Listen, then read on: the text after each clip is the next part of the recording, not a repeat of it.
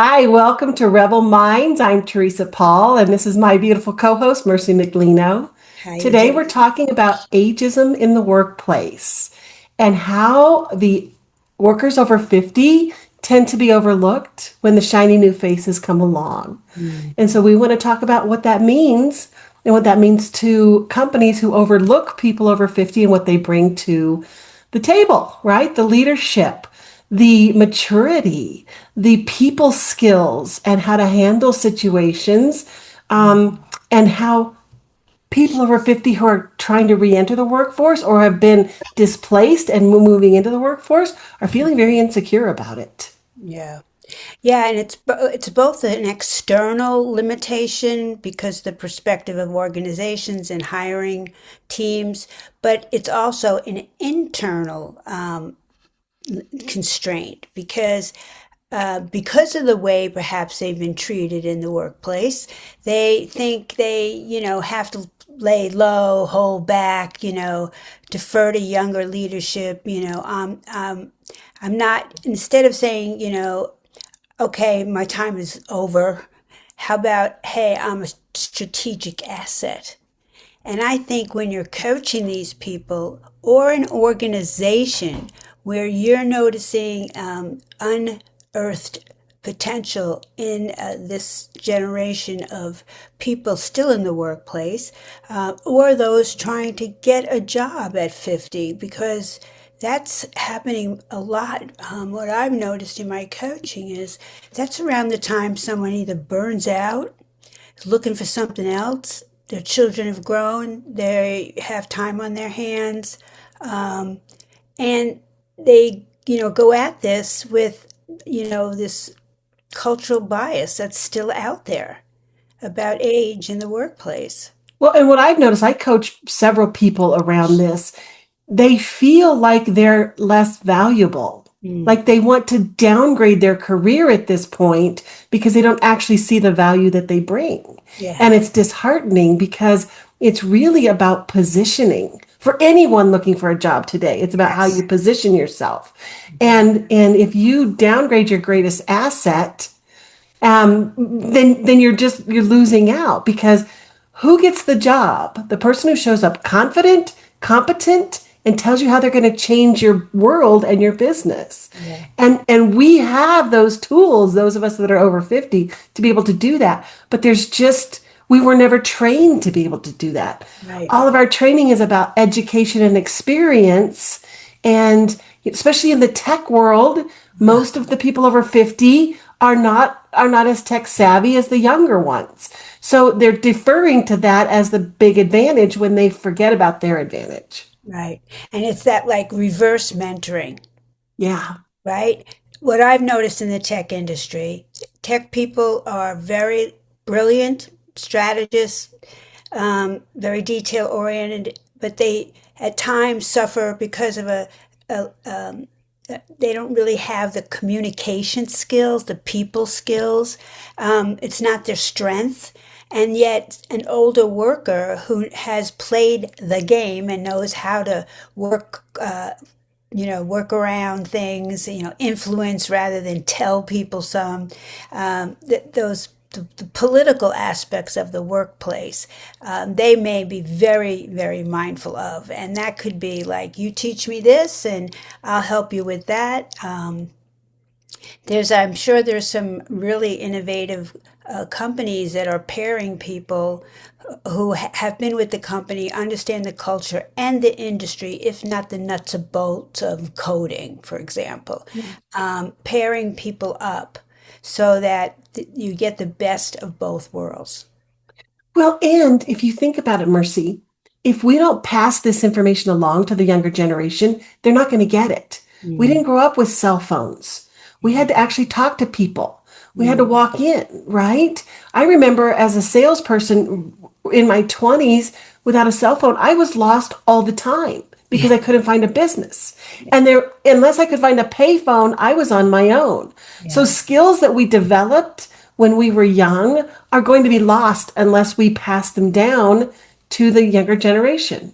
Right. And just your story is it's about resourcefulness. Okay, there's still a role for resourcefulness. I Yeah. don't care if you're using AI or you're developing AI.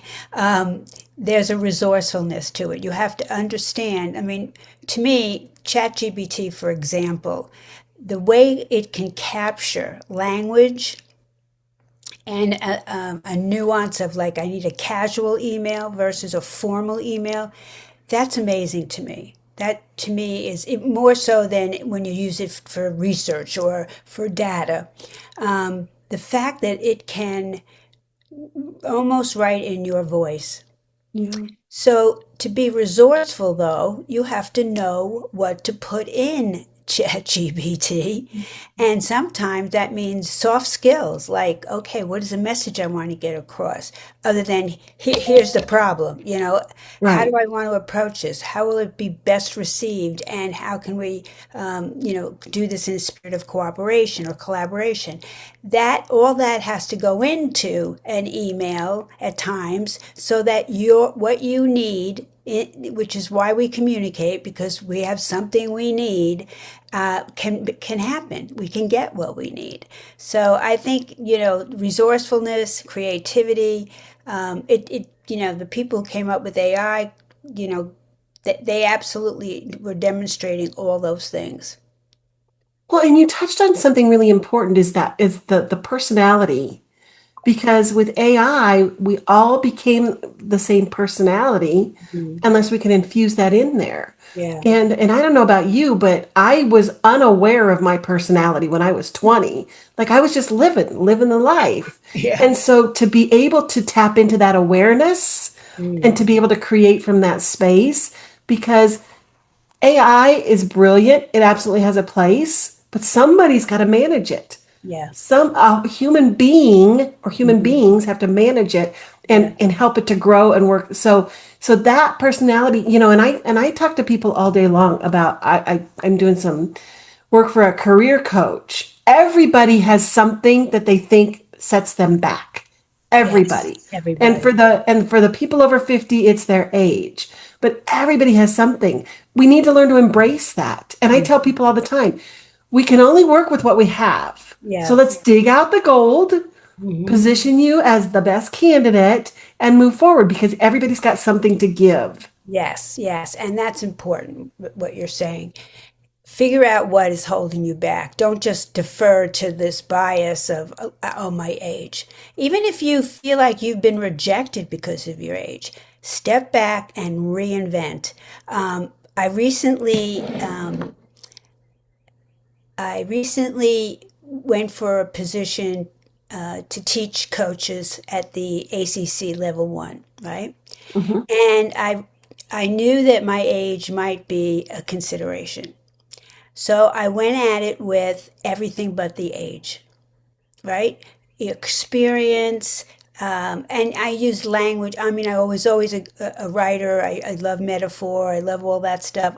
I used all of that, and then I did pop it into AI to just fine tune it, see what else they would say. Because what I gave them was my bio, my resume, um, and anything else I could think of that would be demonstrative of who I am.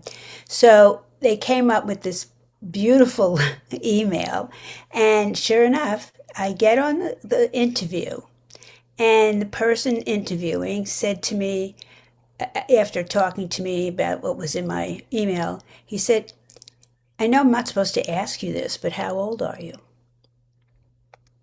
So that was a little jarring, because you're not supposed to ask. But No. you know what? He was transparent. It was Yeah. like, instead of saying, well, no, it's not going to be a good fit. And I just said to him, listen, you're not going to find anybody with 20, 6 years of coaching experience who's willing to take on a startup. And the other thing is, give me 6 months. If I can't keep pace, we kiss each other goodbye.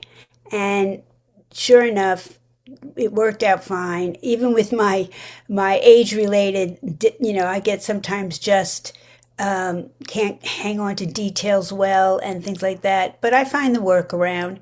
Um, and being aware of that. So even if you are feeling like you're held back by something, like your memory isn't what it used to be, or you forget things, find a way. I write everything down. I write everything down, and always have. So it's not a new habit for me.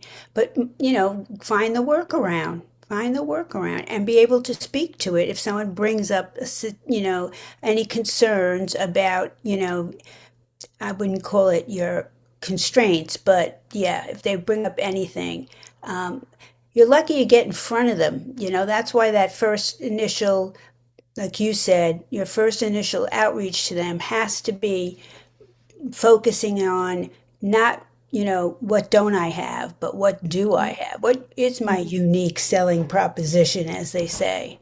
Yeah. Well, and you never know who you're up against, right? You Yeah. never know who the other candidates are. So the only choice you have is to put absolutely your best foot forward Hmm. and be prepared for those questions. And coming from a sales perspective, you need to sell yourself in the interview. So you need to understand what the objections are going to be. If you Yeah. and I show up, even if they don't say it, it's going to be about age. Yeah. So overcoming that objection before they even ask it gives them nothing to take to the back room and talk about Yeah. because I've already addressed it, Yeah. right? And Exactly. so learning to just advocate for yourself no matter what is more important than any tech, any AI, because that can only get you so far, right? Yes. Because once you're face to face, you actually need to show up. Yep. And people over 50 have been doing it for a lot longer, Yeah. and we're better at it. We just And have to so get it. I love this topic because I was talking to a guy yesterday, he's 40, and he was panicked because he was 40. And he said, I'm reading all of this information about how 40 people don't want to hire you. And I just looked at him, I said, stop reading it. Yeah. Stop reading that stuff and let's talk about what you bring to the table. Yeah. Yeah. Because the experience of these people is just vast. Yeah. It's just there's no way anyone could ever touch that level of experience today, and that is so powerful. Yeah. I mean, it really requires an identity shift. So Yes. how I sold myself in my 20s and my 30s, or even in my 40s, um, is going to be different. I'm a different person. Yeah. So, where well, I would be, my identity was I work harder than anybody else. Right. Well, that led to burnout. So I had this shift. Like I can't say I work as hard. I work diligently. I'll be accessible within reason. You'll never have to guess what's happening on my end of a project. All those things that are not, I'm going to work till I'm burned out, Yeah. but still were attributes that got me successful in positions that I held. So I think a lot of people have to recognize what is their identity now? What's changed? And how can you embrace it? Because there's always this who I was Yeah. and who am I now in this big space before I get to who am I now? Yeah. That's uncomfortable if you're looking for a job. Yeah. And it's a daily question you have to ask yourself because we change daily. Another Yes. thing is find a good fit. There Mm. are going to be companies that don't want to hire people over 40 or 50. Mhm. Fine. But there are companies that will. There are Yeah. places where you can work that value that and be able to just sell yourself in that interview or even to keep the job. There are layoffs, like the layoffs are just it's an epidemic right now. Yes, yeah. So don't just take it on the chin. Oh, I'm going to be the one laid off. No. Go in and say, you're going to be crazy if you lay me off Yeah. because this is the talent you have. Here's the missing piece. Advocate for yourself. Stand up for yourself. What have you got to lose? If you're going to be laid off, you've got nothing to lose. Nothing. And just in that practice, Yes. you're sort of affirming who you are. So Yes. when you go to the next thing, um, you'll be sitting in that posture of I have so much to offer. Yep. Um, and the other thing too, when you're 50, yes, some people want to excel at their career at that age. They want, they're maybe they're a high middle management and they want to go to the next level. There's also a gender bias, I think, a little bit, but um, what else is new? Um, but think about it. Do you really, is that what you wanted, or is it what you thought you wanted when you were 40? Right. Because I've coached people who are like, why am I doing this? All of a sudden, this is like, this is what I wanted, I wanted, I wanted, and all of a sudden, it's like, no, I don't think I want this. No. No. And you're right. I had to really coach myself around that, because I look for gigs just like you do, and there's Mhm. these director positions and these senior manager, and I'm like, I don't want to work that hard anymore. I just want to, give my brilliance, and everybody can soak it in, and then go sit out on the patio and have a cup of tea. That's how I want to work, and so I look for situations where that is possible for me. Yeah, absolutely. And flexibility. I mean, especially if you're being laid off, rethink everything. Don't just think, oh, I got to go for the same position. Yeah. Rethink your lifestyle, where you are in the dynamic of your lifestyle. Are you ready to, are you still got the energy to do this and you have little or no obligations that would hold you back? Because, at 50, you could be still have children at home and have aging parents. Yes. How much time do you really have? And what's Yes. important to you? And yes, the loss of title can be a punch to the ego, but again, how important is it? Right. Assess your priorities at that point Hmm. and make the decision. And if it is you want to go ahead and go forward and grow, then that's great.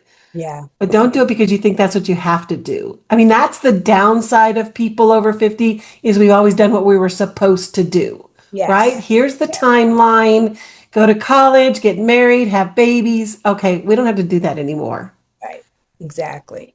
Yeah. So, you know, uh, we're not we're not, as coaches, we're not coaching a career problem. We're coaching identity, relevance, and self-trust. Yeah. And that's what we want to bring, even in face of these statistics that get people alarmed. Yeah. Exactly. Hmm. Yeah. Right. That's beautiful. All All right. right. Well, I think we've come to a great place to stop. It was great Yep. chatting with you. Yeah, and great, Oh, great topic. Great yep. topic. All So, right. And all we'll see right. you all next time on Rebel Minds Coaching the Headlines. Thank you. Bye, Bye. Teresa.